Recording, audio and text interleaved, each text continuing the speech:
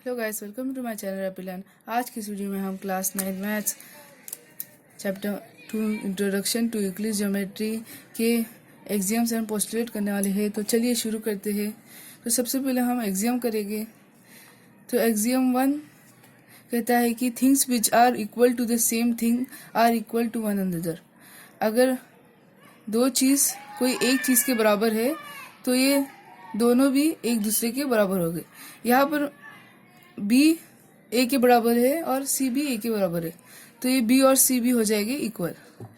तो नेक्स्ट करेंगे। नेक्स्ट है axiom 2, if equals are added to equals the wholes are equal. अगर equals में हम इक्वल ऐड करेंगे तो जो हमें मिलेगा होल्स वो भी इक्वल होएगा। तो इसे हम प्रूव करके बताएंगे। तो यहाँ पर a इज इक्वल टू 10 है, b इज इक्वल टू भी 10 है, यानी a is equal to b और c को हमने लिया है 5। तो यहाँ पर a b के बराबर है, a is equal to b, तो a plus c is equal to b plus c. तो अगर हम a is equal to b equal है तो हम इसमें c ऐड करेंगे दोनों इसमें, तो ये इक्वल होएगा, हमें प्रूफ करना है। तो हम a की वैल्यू लिए थे 10, तो यहाँ पर 10 डाल दिया मैंने और b की वैल्यू 10 डाल दिया, c की 5 और 5 डाल दिया। तो 10 प्लस 5 15 और 10 प्लस 5 15। तो ये एक्सियम हमने प्रूफ कर दिया। तो एक्सियम 3 करेंगे अभी।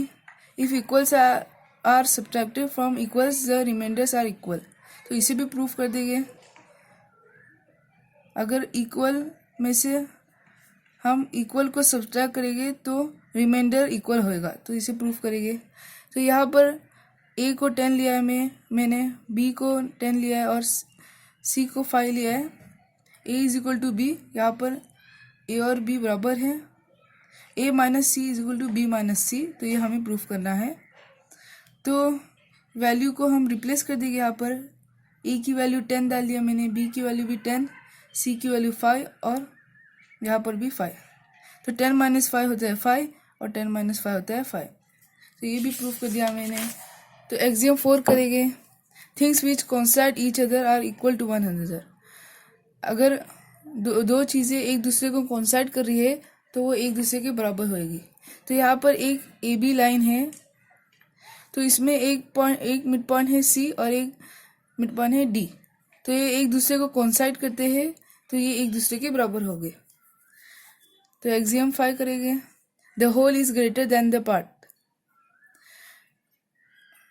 होल पार्ट से ग्रेटर होता है।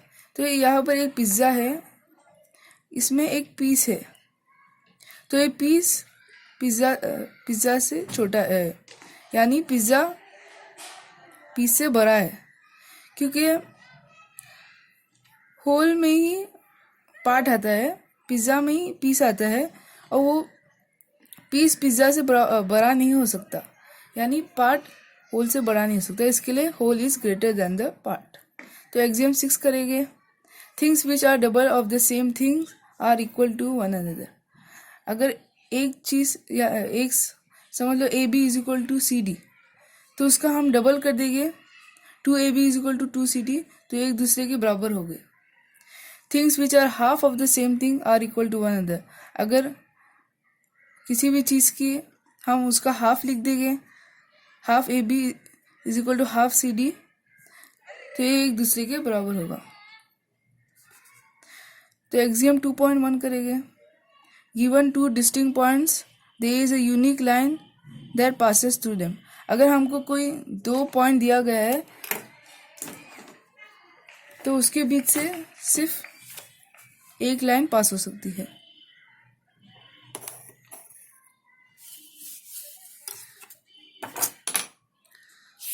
तो हमारा एक्सियम कंप्लीट हो जाता है।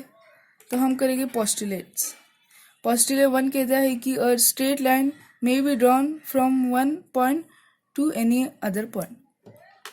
तो एक स्ट्रेट लाइन को ड्रॉ करना है तो हमें एक पॉइंट से लेके दूसरे पॉइंट तक ड्रॉ कर सकते हैं हम इसे। तो ये एक पॉइंट है और दूसरा पॉइंट, तो एक स्ट्रेट लाइन बन जाती है।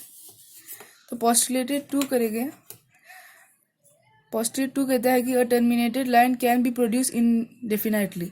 एक टर्मिनेटेड लाइन यानी लाइन की जो लाइन की एंड पॉइंट होती है उसे हम टर्मिनेटेड लाइन बोलते हैं।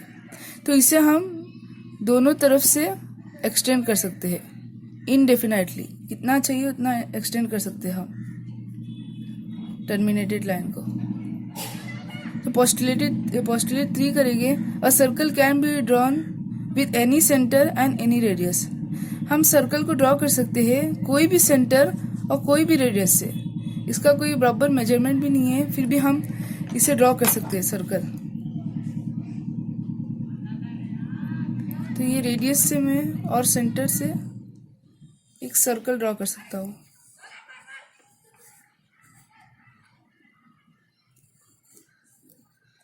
तो ये भी प्रूफ हो गया।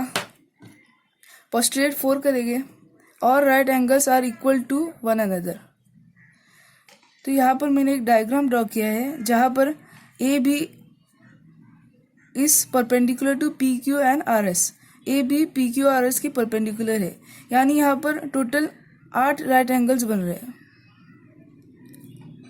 तो ये सब राइट एंगल एक दूसरे के बराबर है, ये भी इसके बराबर है, ये इसके बराबर है, सब एक दूसरे के बराबर है। तो इससे हमें मालूम पड़ता है कि all right angles are equal to one another. तो पोस्टुलेट 5 करेंगे। पोस्टुलेट 5 कहता है कि if a straight line falling on two straight lines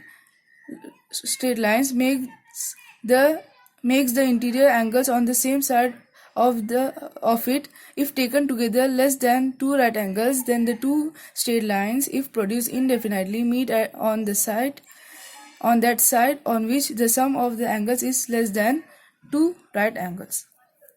तो यहाँ पर if a straight line, एक straight line falling on 2 straight lines, तो ये एक स्ट्रेट लाइन 2 स्ट्रेट लाइन के ऊपर फॉल कर रही है और इंटीरियर एंगल्स बना रही है। Makes the interior angles on the same side of it. Interior angles on the same side of it मतलब होता है को इंटीरियर एंगल्स। तो ये 1 और 2 को इंटीरियर एंगल्स है। If taken together less than 2 right angles, अगर इन दोनों का सम हम लेस देन 2 राइट एंगल्स लिखेंगे यानी लेस देन 180 डिग्री, तो इफ देन द 2 लाइन्स, तब अगर ये 2 लाइन, तभी ये 2 लाइन इफ प्रोड्यूस इनडेफिनाइटली, अगर हम इसे प्रोड्यूस करते जाएंगे, meet on that side on which the sum of the angles is less than 2 right angles. तो इस साइड में मिलती है जहाँ पर हमने 1 और 2 को लेस देन 180 माना था, यानी 2 राइट एंगल्स माना था। तो ये साइड में ये 2 लाइन मिलेगी, तो इसे हम प्रोड्यूस कर देंगे।